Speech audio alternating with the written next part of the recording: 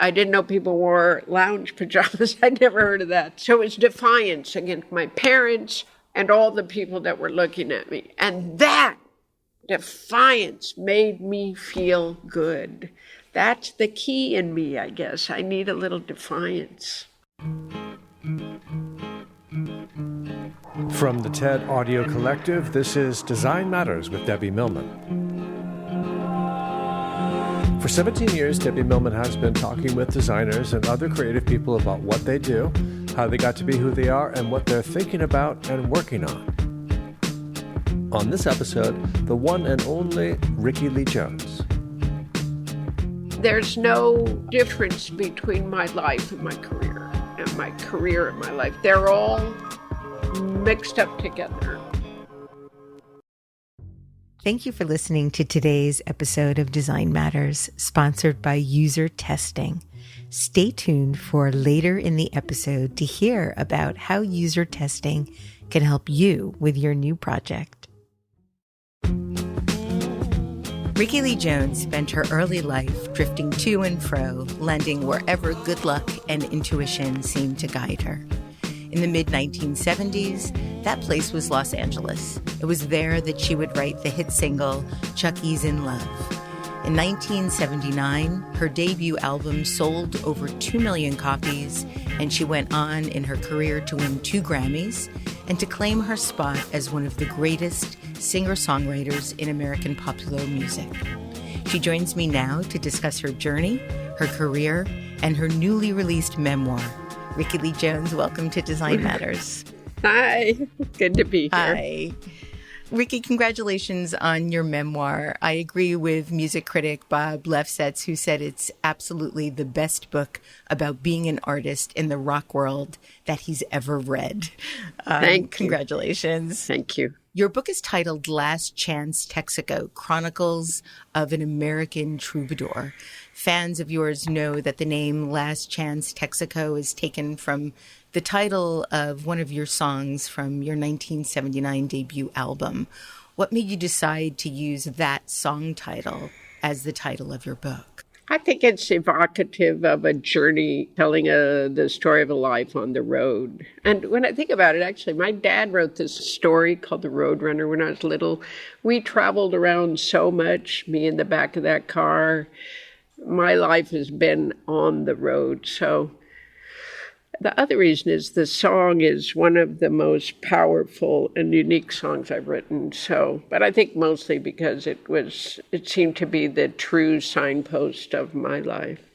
You write in the introduction that Last Chance Texaco remains a kind of living spirit to you, a whisper of belief in impossibilities.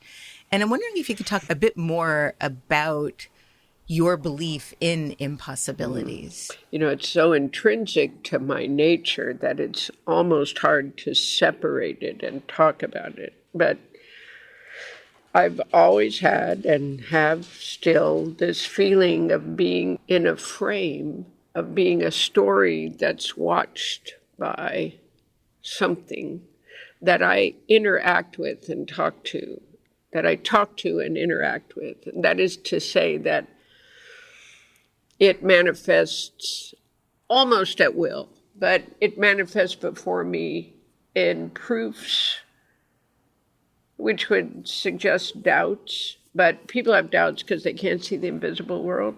But we have a connection to things we can't see. We find it out in science. Oh, there are atoms, there are molecules. So anyway, that's what it is. There's an unfettered connection to the invisible world. That is both noun and verb. It is both a place and a feeling of personality that interacts with.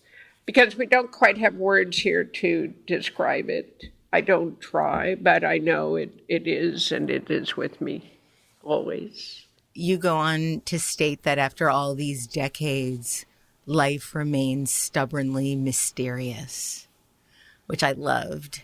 And I want to ask, how does it remain stubbornly mysterious?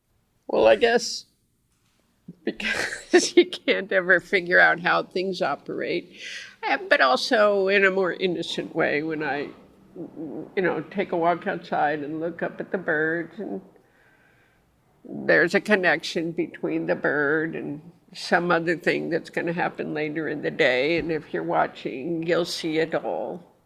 And it's stubbornly mysterious because it refuses to reveal itself. And yet probably it's revealing itself all the time. It's us that refuses to see. But there's a little prose going on in the book, too.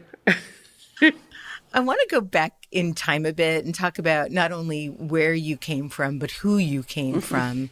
Your paternal grandfather, Frank Pegleg Jones, and your grandmother, Myrtle Lee, were vaudevillians based in Chicago, where you were born. And Frank was a really big star singer and dancer on the vaudeville circuit. He was once billed above Milton Berle.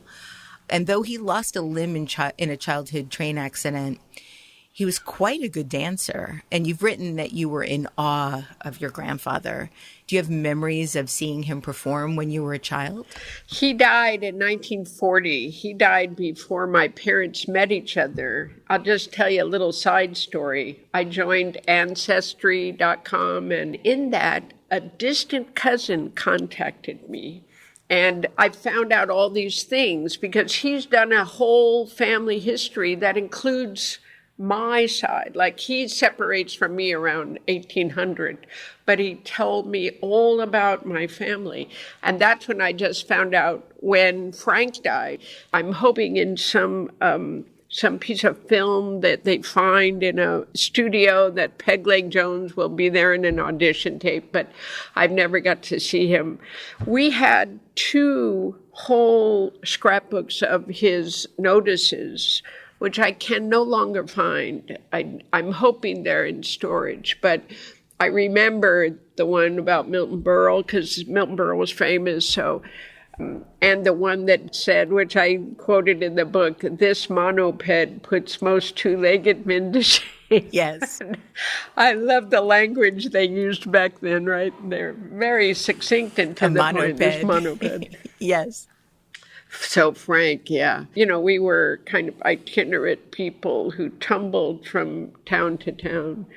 Frank Pegleg Jones is the one who started that by joining vaudeville, because all of the other Joneses still live in Beaufort County, North Carolina. We are the only ones that went tumbling west like a tumbleweed. And my family line goes back to the very first settlers of North Carolina. Indeed, we are the first families of North Carolina. So I'm going to get a little plaque. And that is an incredible thing. I wish that I could have passed that on to the Joneses before they passed away, because wouldn't they have been happy? I don't know, maybe they would have poo-pooed it, but wouldn't they have been happy to see that all that rambling, comes from the very first Welshman who rambled over to America in 1720. That's incredible. Yeah. I've done Ancestry on both sides of my family. I can go all the way back to the early 1800s on my father's side of the family.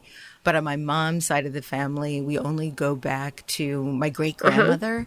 And that is because no one can remember her maiden name, which is just completely heartbreaking to me. Well, the idea that no one can remember. Mine was adopted. So not only did we not have her last name, but we had no idea. But this fella found her last name. And I think some people just have a propensity for this kind of thing. Your mother was raised in orphanages around Mansfield, Ohio, and her parents were unable to take care of her. The courts ruled your mom's mom an unfit mother, and all 4 of her children were permanently separated from her. And you write in your book that all 4 children, along with 1 million other orphans of the Great Depression, were left to fend for themselves among the religious fanatics and pedophiles and sadists that seemed to gravitate towards children's homes. Ricky, how did she finally get away? It's a really remarkable story in your book. You mean about old One Ball? Yes. So One Ball was named One Ball because she wore her hair in one bun on top of her head. But the children had called it One Ball to indicate the one testicle they thought was hanging under the skirt. And my mother, every time she told that story, she'd laugh. I think from all those, which at that time, I guess, wasn't that many years, 30 years separated, it was safe to laugh at this inhumane woman that was the matron. She liked to sneak up on the children. That was her thing, to be in the shadows, catch them, and terrify them before she hurt them. She was sneaking up in back of my mother, who was brushing her hair in the mirror, and she saw her coming up from behind. It was a great moment of redemption because she turned and caught her just before she got there and held her hairbrush up and said, "If you ever come after me again, I'm going to ram this hairbrush up your butt." She probably said ass because that was more like my mother, but I wrote butt because I didn't want to portray my mother worse than the matron because she swore. But that's what she did. She stood up to the sadist and frightened her. I guess my mother left soon after, and the woman never bothered her again. At least that's how the story was told to me. Yes. You write that childhood traumas leave their dirty footprints in the fresh white snow of our happy ever afters. It's a beautiful line. You go on to state that no matter what your mom did, she found traces of her past obstructing the future. How did that affect you? Well, we never escape it. It gets passed on to all of us. Trauma is generational, I have learned. So, if your grandmother was raped, you're going to live with it. If they tell, it doesn't dissipate. And I think even if they don't tell, their behavior will be so bizarre in particular ways. So even talking about it, it's as if it happened to me. My mind begins to dissipate and swirl. It's hard to stay centered on the subject. There's so much trauma in my mother's past. And these stories I tell are the only ones she told, but sometimes hinted to something worse. Like she would say of the religious fanatics who populate that area, the revivalists, the tent, she would say, "Goddamn hypocrites." But the look on her face said much, much more than those words, as if something had happened to her specifically by religious people, and she's just never going to tell her children about it. So I think it always gets passed on. How do you heal from it? I don't know. We'll find out. We'll keep living, and we'll find out how. You were 3 years old when you made your debut as a performer. You were a snowflake in a ballet recital of Bambi. Ricky, is it true you were so intoxicated by the applause of the audience, your dance teacher had to escort you off the stage? It is totally true. So I remember, and we saved that little uniform for so long. I remember the spangles on it. In fact, now that I say this out loud, I think every costume I put on somehow evokes that very first snowflake outfit. But as I bowed and didn't know I'd been out there longer, and all the kids had left the stage, and I was still bowing, and the people were applauding and laughing, I just stayed. Thank you very much. And they like to tell that story as I grew up. There's always one of us out there. So safe to say you realized very early on you liked being on the stage. I liked it. I felt no fear and liked everybody's happy, smiling faces. Yeah.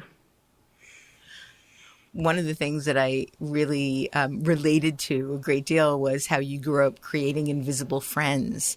Yeah. And in your book, you describe how you would daydream about an invisible horse galloping down the street in a storm of wild fury, only to find you waiting and fearless, and then a trembling velvet muzzle would press against your hand, which was the horse's gesture of acceptance and trust. Only you understood and could tame its wild heart. You'd then holler out to your invisible horse to the consternation of your siblings who watched you in bewilderment. What did your family make of your invisible world? Well, I only became aware of them watching me when my mother told my dad to tell me to tell my invisible friend goodbye, that she didn't want me talking to things that weren't there anymore. But she didn't seem to understand that that was as real to me as the physical world. There was no possibility that I could tell my invisible friend goodbye. That'd be like telling her goodbye. They just thought and did slightly treat me as if I was a little bit different than most people, which, since that's how they always treated me, it was normal. But it didn't feel good. So maybe my mom thought if I stopped doing these things, that I would start to find my way toward real people and make real friends. Little did she know the reason I had invisible friends was because real people didn't want to play with me. And I was also very bossy, in my invisible world. I could control everything. And with real people, they had ideas that were definitely inferior to mine. So, did you name your invisible friends? I had an Sure. invisible friend named Goonie for some reason, Nice. and I made my mother set the table with the place setting for her every night. Excellent. My friend was named Bashla, a Slavic name. I don't know where that came from, Bashla. And then when my parents quizzed me about my invisible friends, I began to make up others. I took the cue of the question to mean you should have more friends. So I made up Shlobi Shla, but none was as real as Bashla. As you were growing up, your father's anger and depression grew, and he often left for months at a time. And your mother's mood swings were unpredictable. One day you came home from school to find that she had all of her teeth pulled out because they were hurting her. How were you able to make sense of this behavior and keep any semblance of your center? Well, that event that my mother did that was after the accident with my brother. So I think she was having a long, long fall. Why she decided to hurt herself, I don't know if that was a conversation with my father. I said that thing about trauma having an impact forever. Who knows where that came from? But for myself as an 11-year-old girl who'd already seen the accident and all the trouble, for my mother to do this thing without warning, and I come home from school and she doesn't have any teeth, was maybe like the very last door to our lives that it had been, to the new bizarre horror that was coming. You just can't do stuff like that, Mom. And you got to keep your children informed. Like, tell your daughter, I'm thinking of getting false teeth, or they say something so that I don't come home and meet a mother without any teeth. There's a thread of magic that runs through Last Chance Texaco, where you talk about sensing things or knowing things in a way that's very mysterious. We talked a little bit about that earlier, and this happens quite vividly with the premonition you have about your older brother's accident. I don't know if you're okay to talk about it at all, but Sure. can you describe the premonition and then what subsequently happened to him and how he is now? There have been a few times where I've had this place come upon me. And it is a place. So I was in a lot of stress. I was in the lunchroom. It was just a few weeks into my 6th grade year, I think. And I was still 10 years old. And the kids were drawing cootie lines around their trays. And I had to get out of the lunchroom. And to do that, I had to go by the table of older kids who were very mean. So on my way out, I stopped to look at some pictures, class pictures that were on the right side of the auditorium stage. That's where we ate in the auditorium.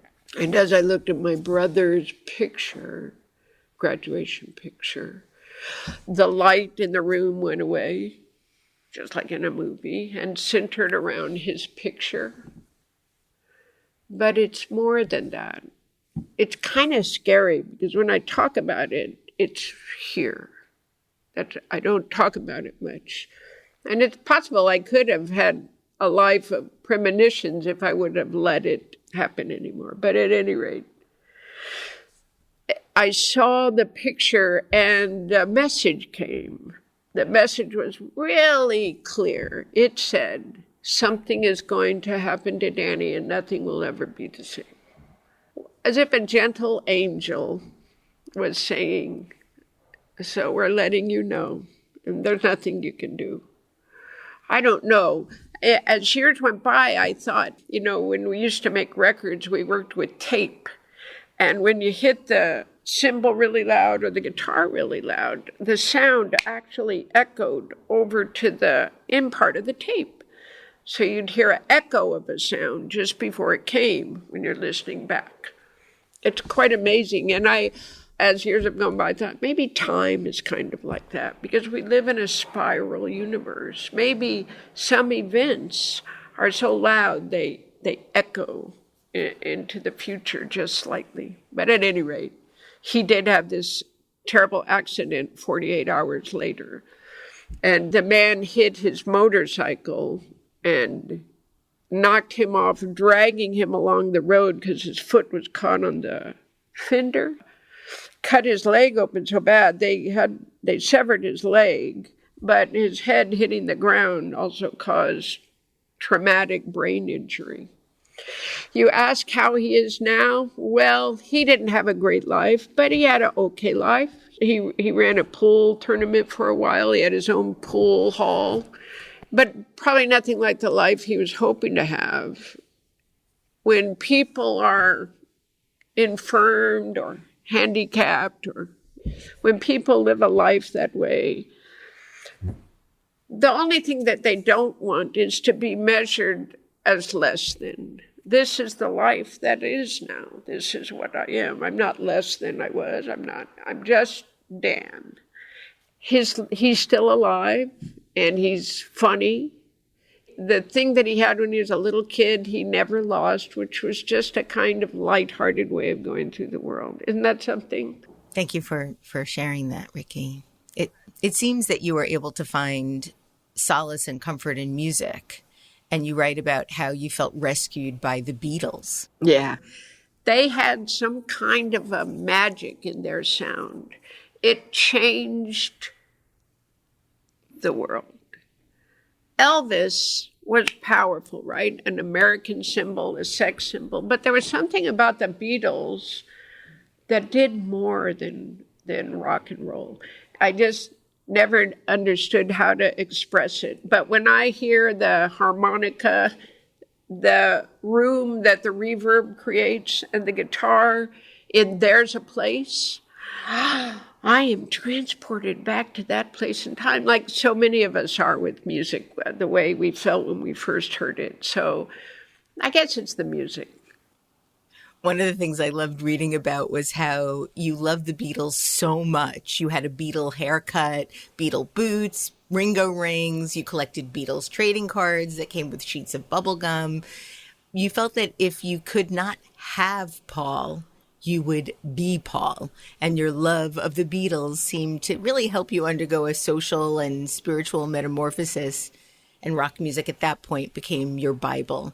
But one thing that I loved was that you didn't want to be a girl singer or the Beatles' girlfriend. You wanted to be a Beatle. And there's a big distinction there. That's the key, isn't it? Absolutely. And maybe that's the calling. I just don't know, but I could never have settled for any of the roles that were offered to the girls. It was just automatic that I would be them. Yeah.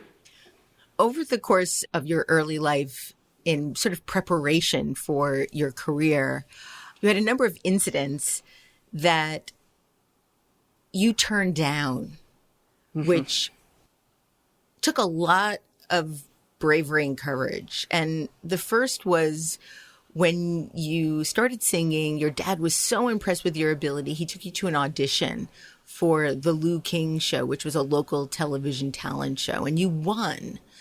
But then a decision had to be made that really did impact one direction that your life could have taken. Can you talk a little bit about that? Sure. The Lou King Ranger show was, like you said, the talent show for kids. Who is the famous guy in Vegas? Shane, darling, Shane. What was his name? He was a star on that show. I auditioned, and I was a good singer as a kid, but they told my parents that they would have to buy an insurance policy if I was going to be on the show. An insurance policy was just gangsterism, and it would have cost a lot of money from what my parents earned. And when we were driving home, I was in the back seat, and I remember this so well. Lots of talking about it. And finally, they put it back in my hands and said, if you really want to do this, we'll find a way to do it. And I said, no, I don't want to do it. It's wrong what they're doing. And I turned down what I lusted for, which was not only to be on television, but to sing in front of people. Yep.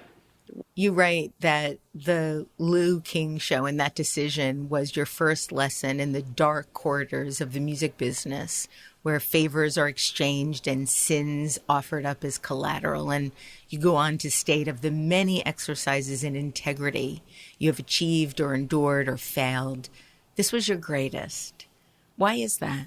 Because I was a little kid and didn't have the years that come as you get older, the years of reason. And I instinctually knew it was unethical, but a little kid wants what they want. And so I think it's a harder decision for a little kid to make. Maybe not. But, yeah. You describe how that decision really gave you a compass of sorts, which is the one that comes to children who sacrifice their dreams for family. And all around you, your childhood was slipping away. But you write, to your north, you had a dream in only one direction you could call your own. And was that when you knew you wanted to be a professional musician?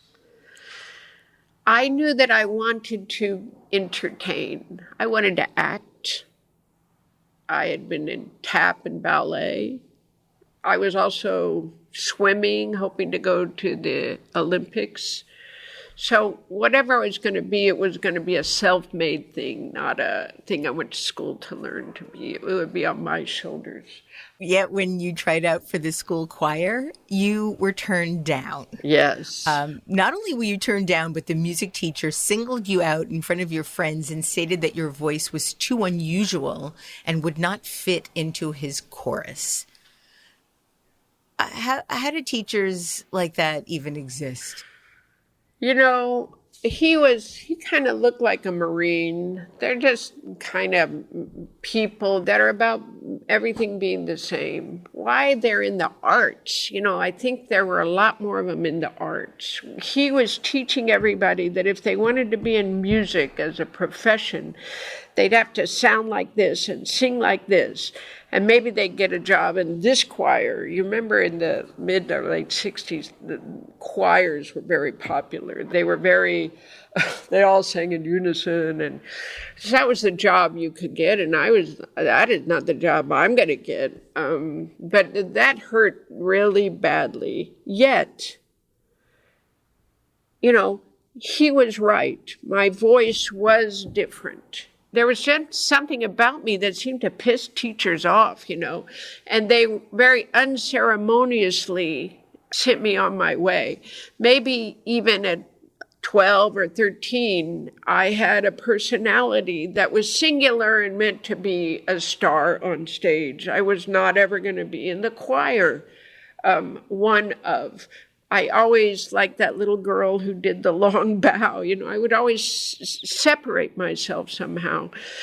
But they could have been so much gentler with me. It's a long shot. You know, the people who become famous are long shots. They're the people that the teachers and most people around them go, this guy's never going to amount to anything. Because we are finding our way to a different plateau entirely. And in that realm, we would be a bum. We're not meant to be there. We're meant to be up there. And since so few people make it, I guess, are able to define themselves and sell themselves as a singular new and different, come to the new and different, because so many people want the same. So they treat you so badly. It's a miracle that anybody who's a little bit different ever achieves anything that they're meant to achieve, I think. Yeah, that guy was a bad guy. He really hurt my feelings. He meant to hurt my feelings. Yeah. And that's the part that makes it cruel. Yeah. Experience what your customer experiences with user testing. Whether you're launching a new product, prototype, or marketing campaign, you'll get real-time video feedback. The user testing human insight platform lets you understand it all from your customer's perspective. Plus, it allows you to target your exact audience, ask questions, or request to perform tasks, and get a window into their world. The result? You feel what your customer feels, so you can build the best experience imaginable. For a free trial, visit usertesting.com/Design Matters. Your childhood was abruptly and forever altered by your brother's injury. And at that point, you described your family life as something like a nuclear submarine waiting for the signal to destroy all known life. But music became an even stronger solace for you. And you write how Jefferson Airplane was on your turntable every day. Buffalo Springfield, Jimi Hendrix, Vanilla Fudge, and the Mothers of Invention were frequently played. You also loved show tunes, particularly from West Side Story. And you go on to describe how Jefferson Airplane's surrealistic pillow seemed to be at the eye of a storm you longed to be part of. Mm-hmm. What storm was that? Well, outside of my house, the hippies were growing. They'd been growing since 65 and 66.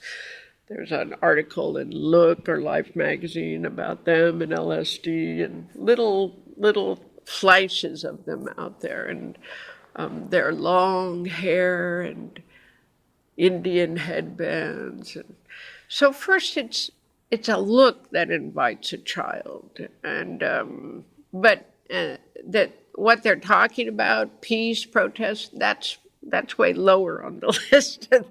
I want to be part of all that love and attention. They would have love-ins. There was a love-in or a something in Canto Park. I wanted to be there so bad. Well, all it was people standing around. It wasn't anything like what the title. I thought something magical would be happening in there. But nevertheless, I was drawn out of the family circle and all that trouble and drama to a larger picture that maybe I could find a place in. The last song on side A of Surrealistic Pillow, Coming Back to Me, was my favorite. And you taught yourself how to play the guitar, sounding out each note, one phrase at a time by ear. How did you feel when you realized you could play it?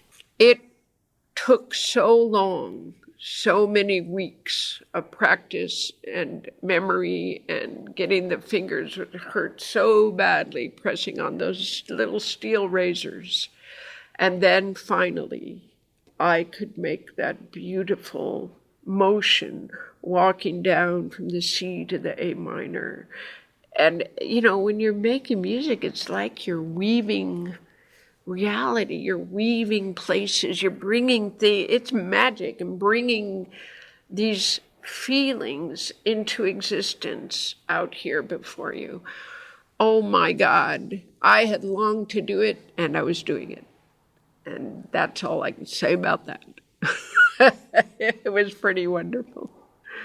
I don't want to skip too far ahead in time, but what was it like to record that song for your album Pop Pop? Well, I wasn't sure I should do it because it has always been that first song I learned, and it's attached to so many feelings that have their root when I was 11 or 10 or 12 years old. I go right back to that bedroom when I start thinking of that song. So I didn't want to put it out before me where it could be measured, and maybe people wouldn't like it or would like it, but it wouldn't be my private. But that didn't happen at all, actually. It's remained my own private place. And I was more concerned on a technical level with the key, because my voice is much lower now, but at the time it was pretty low in my register, and I was working hard to sing there. Marty Ballin and I have a similar range that we can sing in. So I was just thinking about it technically. Was I pulling it off? Because I knew how I felt singing it, but was I conveying it to the listener? That's all I was thinking about.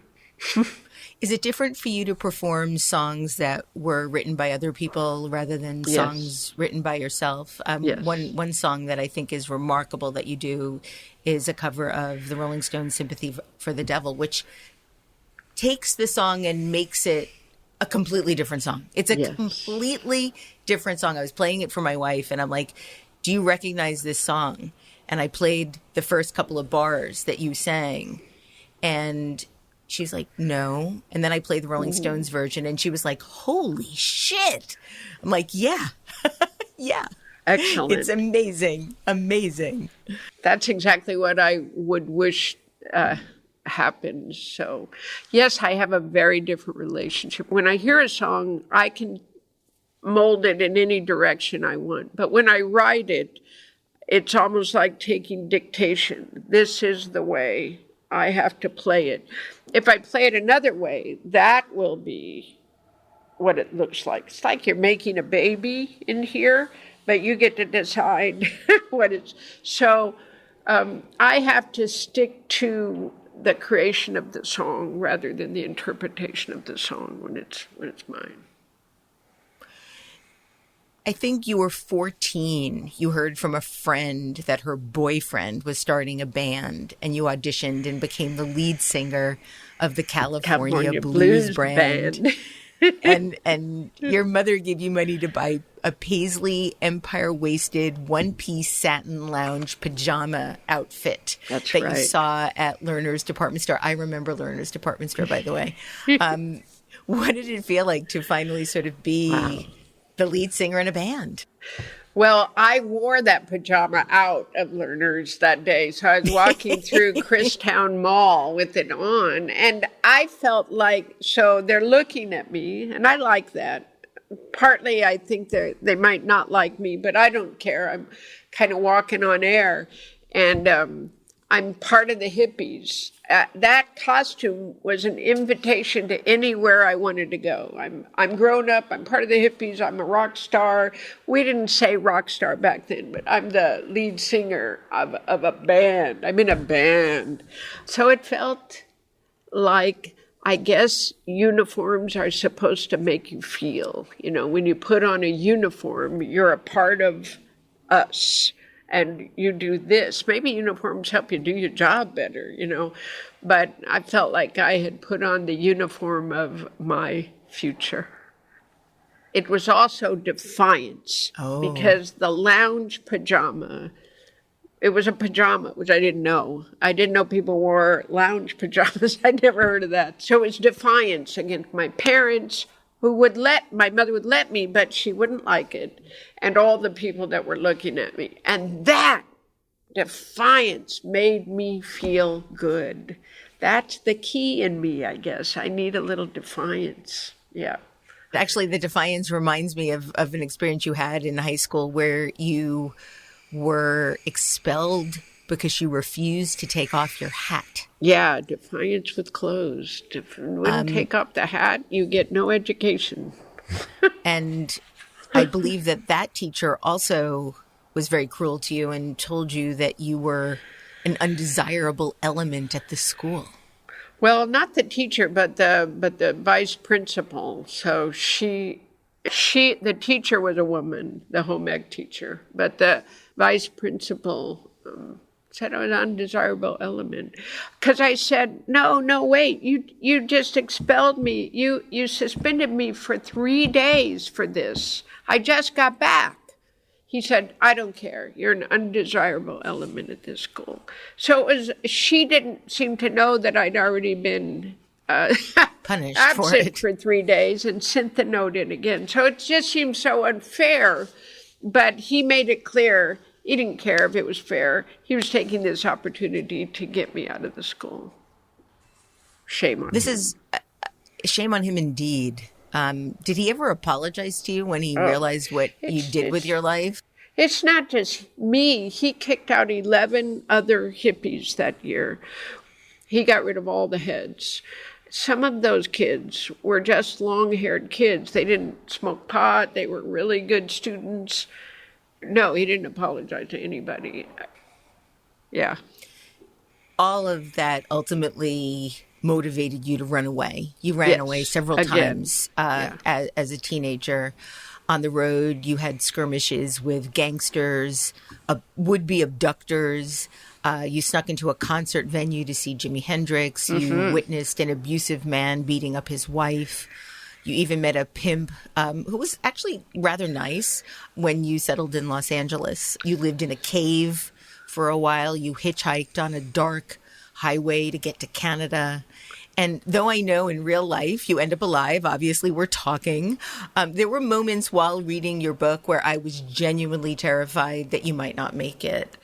How scared were you during these experiences in your early life? I think I was scared a lot. When I made the decision to leave my dad in 1968, he had become abusive and was drinking too much. And not that I hadn't kind of been used to that a little bit, but when he beat me, that hadn't happened before. And I went, I'm out of here. There had been a festival I wanted to go to, so I took that opportunity to run away.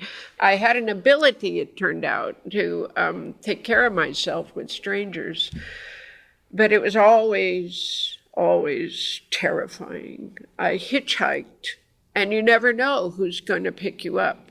You have to be so aware of every tiny detail of the person if you're going to survive. And I had that skill, and I also think I had a lot of luck. So it was thrilling, but I was also a little baby. I was just 14 years old. And I looked older because I had big boobs. That's all. If I'd been flat-chested, I don't think anybody would have mistaken me for a 17. I said I was 17 because I didn't act like an 18-year-old because I didn't know enough. So if I said 17, that would get me through. I went in a car with somebody bringing pot back from Mexico. So that was so dang dangerous. And to me, it was just kind of thrilling. Lots of people were bringing pot over, so I could do that too, and see what that felt like to be nefarious. Well, from the time that guy got over there and got worried about the people who brought the drugs, I was in danger. I didn't know that guy. I mean, he was a friend of a friend of a friend, but who knows who he was yet. Escorted there to a hot springs and back home again. So it does sometimes feel like I had a very divine escort, which, my intellect, my instincts, but no, it feels like something brighter than just me. Yes, so I was scared a lot. When you settled in Los Angeles, you were able to collect unemployment from a job you'd been fired from. You were set to get $85 a month for 6 months, which at the time was just enough to pay rent. Just enough. Yeah. So you gave yourself that 6 months to either have a career in music or you would have to go home.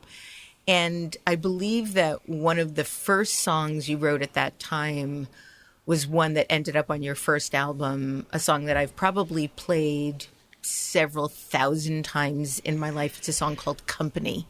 Oh. And you talk about writing it in the book. I don't remember the exact word that you used, but it sounded like, or it felt like it was an excruciating process at the time to write that song. Can you talk a little bit about how you wrote that song? I mean, that's a crazy good song to be the first song you've ever really written. It's a masterpiece. Yeah.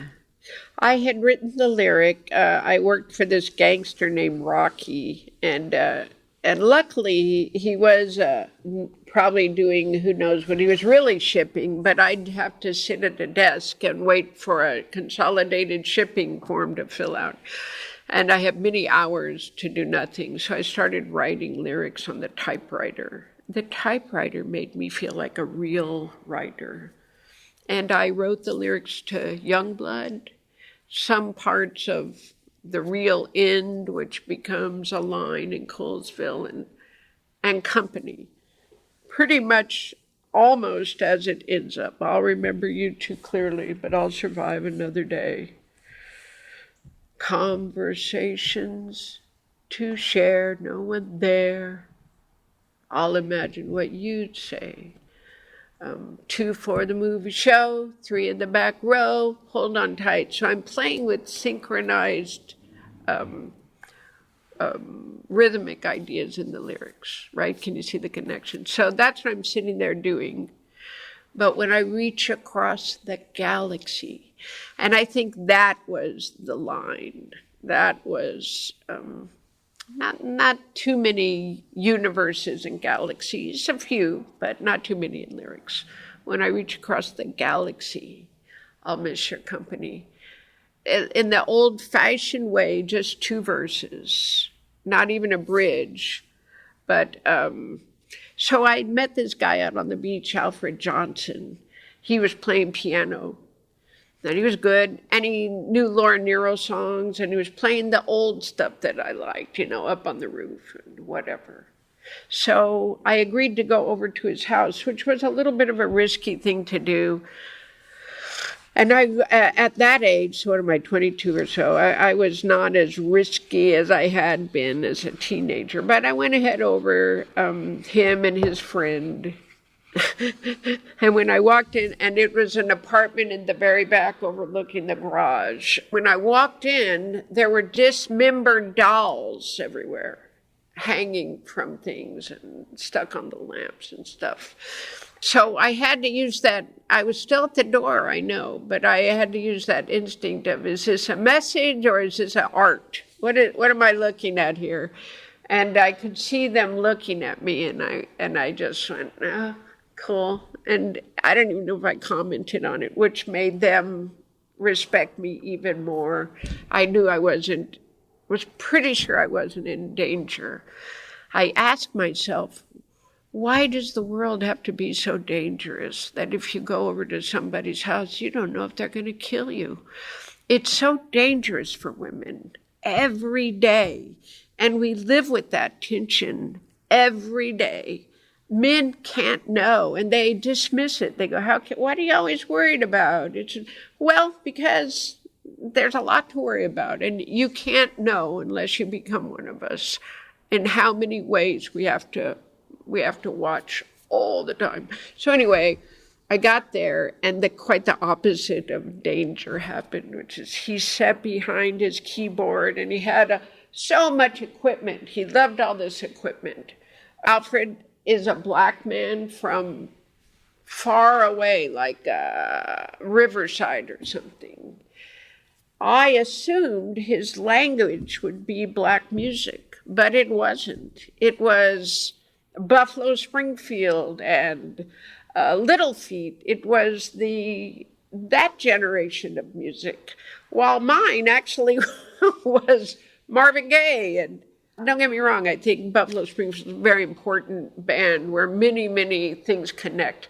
But so we had a common language that we didn't know when we first met. And as we began to play, he took a hold of the lyrics, and he did something nobody does. It's almost, I can only describe it as a physical thing where he took a hold of them and cut a little hole out and put his heart in them.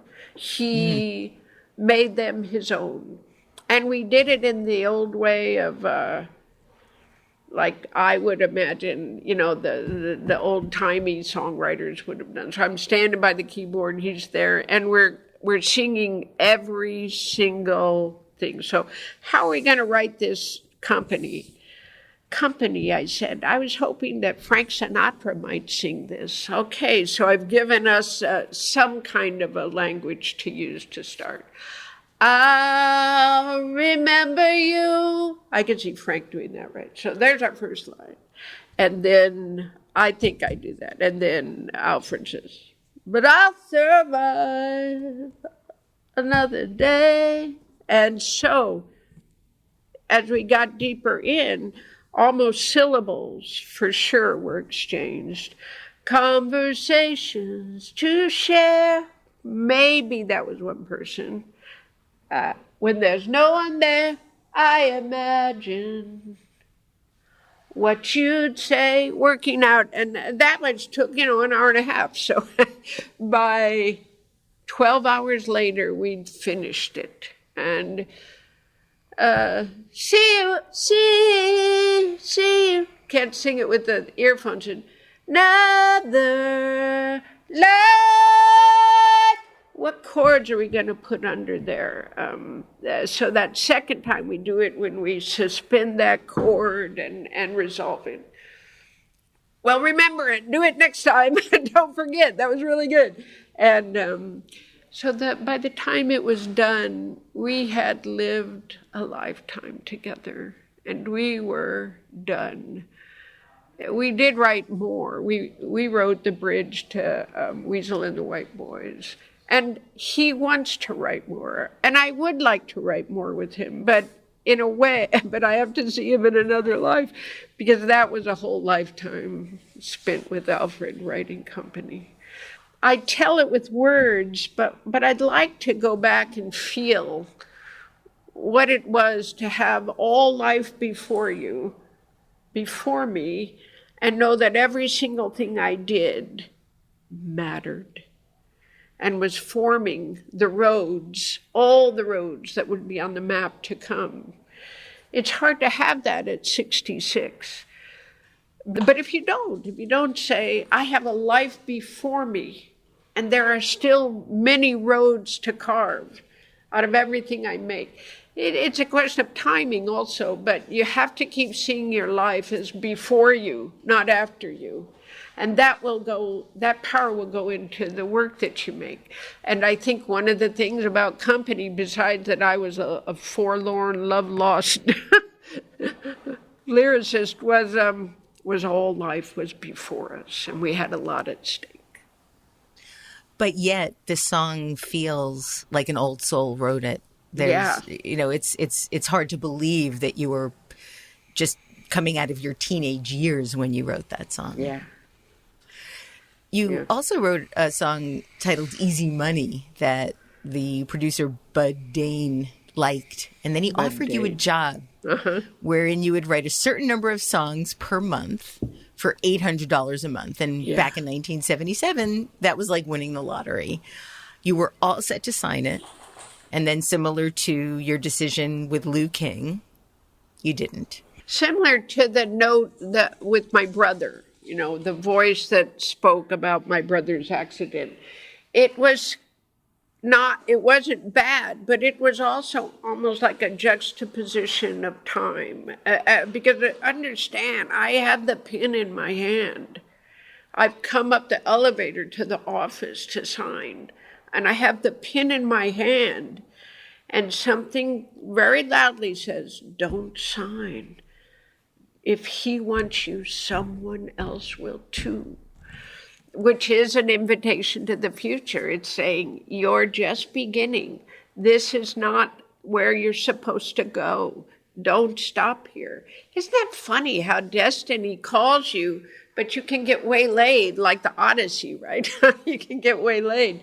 So it was a powerful moment. I still am in awe that some part of me knew that I would go to better places. This would not be my only chance. And when we're down at the bottom, we do feel like anything is where we're supposed to be. Yeah, you write that it took balls to pass up that opportunity and opt for poverty on the belief that something greater was meant for you. Yeah. And it was. At this point in your life, you were doing gigs around various small, somewhat seedy venues through Los Angeles. What would you consider to be your big breakthrough? What was that moment? Troubadour. The Troubadour was the third show. Nick Mathey, my old next-door neighbor, had become my manager. And he had actually done a pretty good job, I think. And we had decided we'd have 3 showcases, which showcases was like you didn't get paid. I guess it's how it always is now, but you didn't get paid and you did a 20 or 30-minute show. And then people could come and get a taste for who you are. So we did 3 of them. The last one would be at the Troubadour. And that one it was like a snowball, where the first one, there were 3 famous people, that is 3 A&R guys or 3, this was full of them. And we got it attached to Wendy Waldman's show because we couldn't get in anywhere. So they put us in at the very beginning of her show. God bless her for that. And we have people from 3 record companies, Warner Brothers, Portrait, Horizon. And I think Portrait or Horizon was a subsidiary of Columbia. A&M, Tommy LaPuma. So there were a whole bunch of important folks at that show. And I did 5 songs. And I invited my friends from the street, that is 4 or 5 guys I knew who hung out on the street on Santa Monica Boulevard, came in and sang harmony on an a cappella thing. My friend from the Great American Food and Beverage Company came in and played piano on When You Wish Upon a Star. And I played the other, so because I wanted to show them as much as I could how big the room was, what I liked, old-timey stuff, a cappella stuff, because I didn't know if the songs I wrote showed you where I wanted to go. So anyway, that was my big plan. And I think it worked. You wrote about a drive with the producer, Lowell George, as the official beginning of your new life, the one that you live today. And you write, that ride seems so right and normal, as if I had always been destined to ride in that Range Rover. Although I was giddy inside, I was cool, and if I may say, beautiful. I knew who I was, the songwriter, the girl in the beret. I belonged sipping Moet with Lowell George. I belonged. What did you envision your future would be like at that point? Well, I think at that time I was really living in the here and now. So I had Lowell and the possibility of his world. I knew Tom and Chuck and their world. So this is me on unemployment, possibly becoming part of worlds that I've lived with all my life. So here, sitting in the couch, is David Crosby, and over there is Graham Nash. So that's what I was doing. I don't think I was doing anything else but navigating my feelings and the real world before me. You knew from the beginning of your career that you wanted to have staying power. And before you even made a record, you were aware of the danger of being what you referred to as being used up too fast. Were you worried that that might happen? Sure.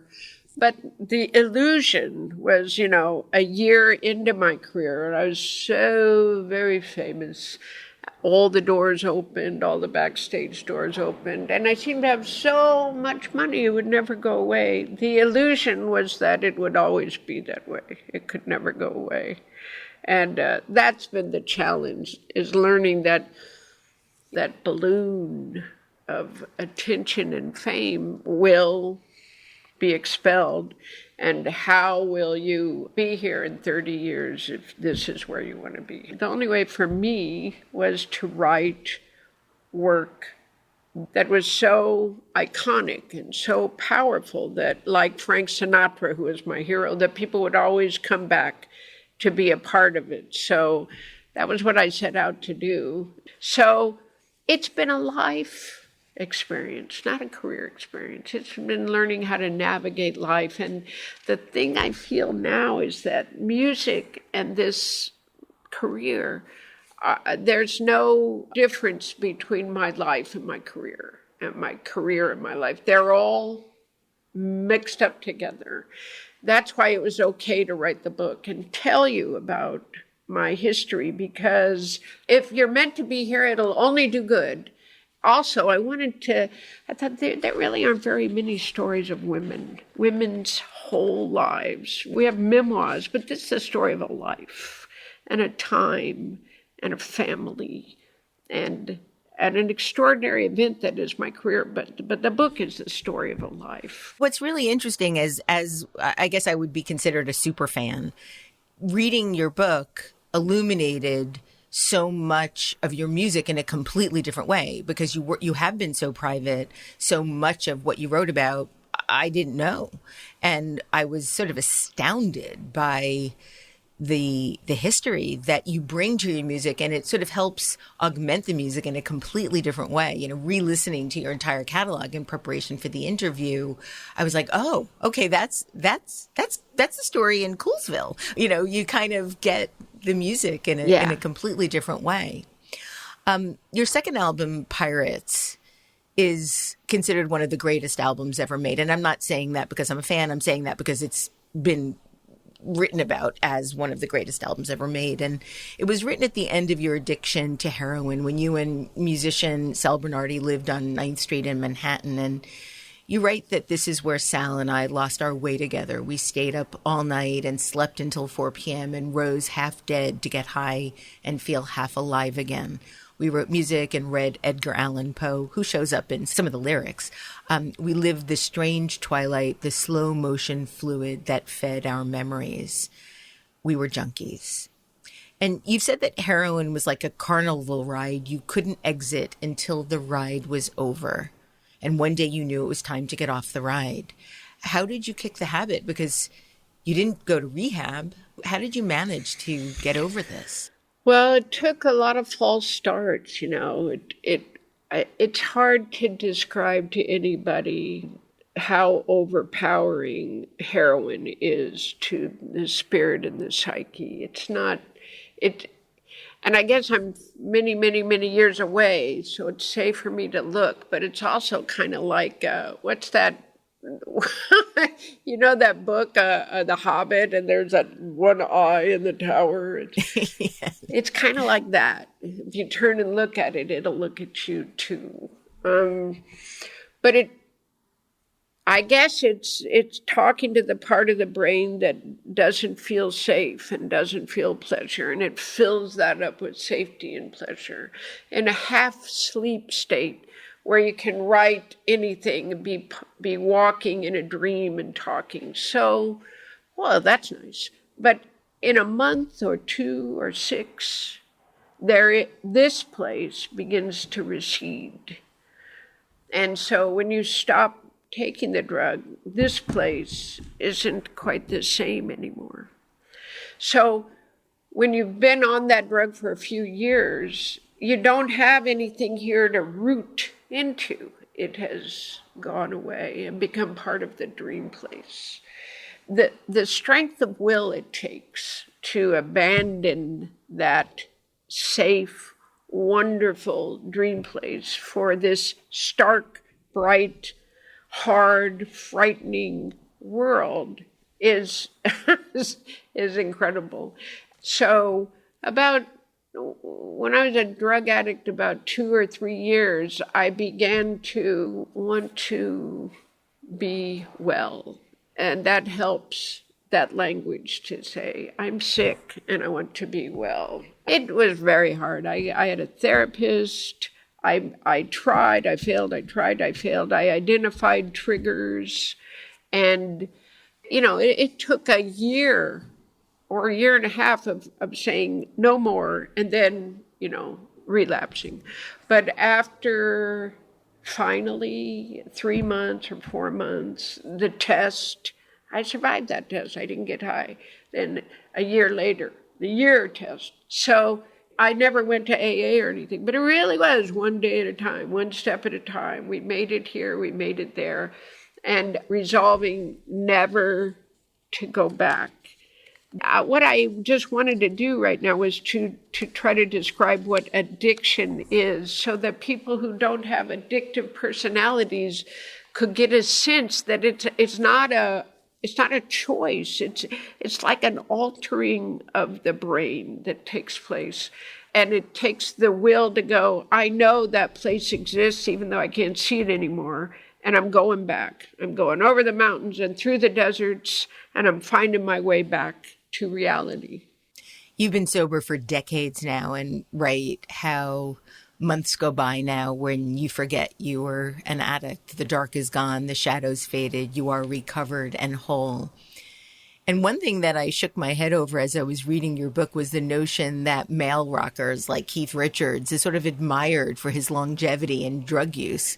But women in rock and roll are shamed for the same behavior that men are often held for.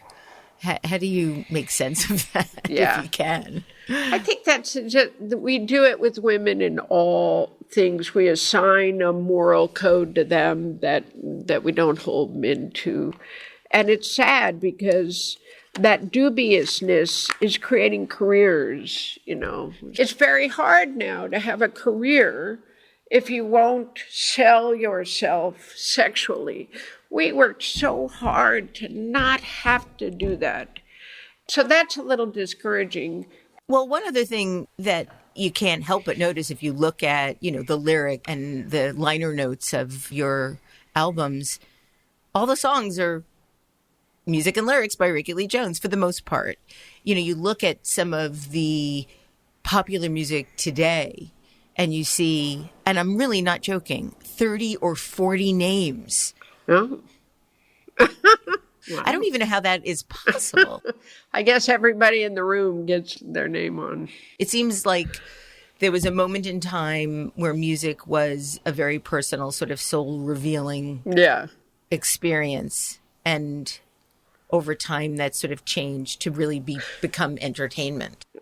The relationship was the art. It was the person's relationship with the art. Now it's a person's relationship with show business and fame. What they're seeking is success. What we sought was a great song. We hoped it sold, but our emphasis was the great song. It's not anymore. Nobody's trying to write a great song. They're trying to write a hit song, and that's what shows. That's too bad.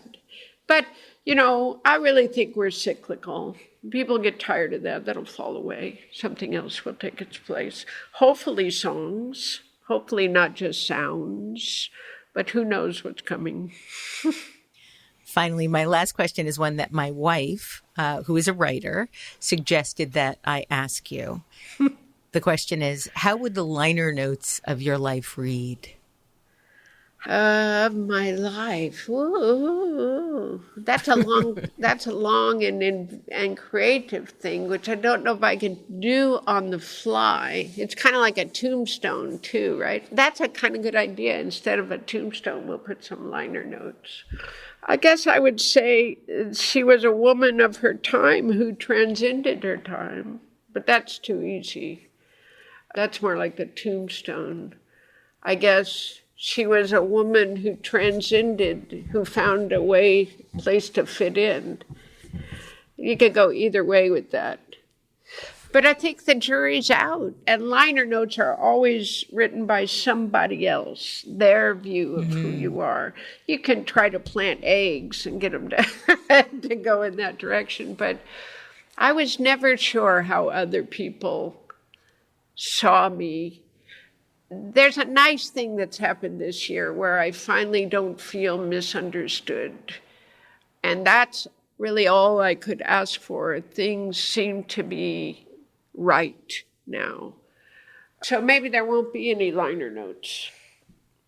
We'll just put it out and let people guess. Ricky Lee Jones, I don't think I'll ever be able to express to you how much your music has meant to me in my life. I own everything you've ever published and really just want to thank you for doing the work that you do. Thank you for enriching my life with your music, and thank you for joining me today on Design Matters. You're welcome. Thank you so much for doing this, too. Thank you. Ricky Lee Jones's new memoir is titled Last Chance Texaco, Chronicles of an American Troubadour. and you could read more about her remarkable career on her website, rickyleejones.com. This is the 17th year we've been podcasting Design Matters, and I'd like to thank you for listening. And remember, we can talk about making a difference, we can make a difference, or we can do both. I'm Debbie Millman, and I look forward to talking with you again soon.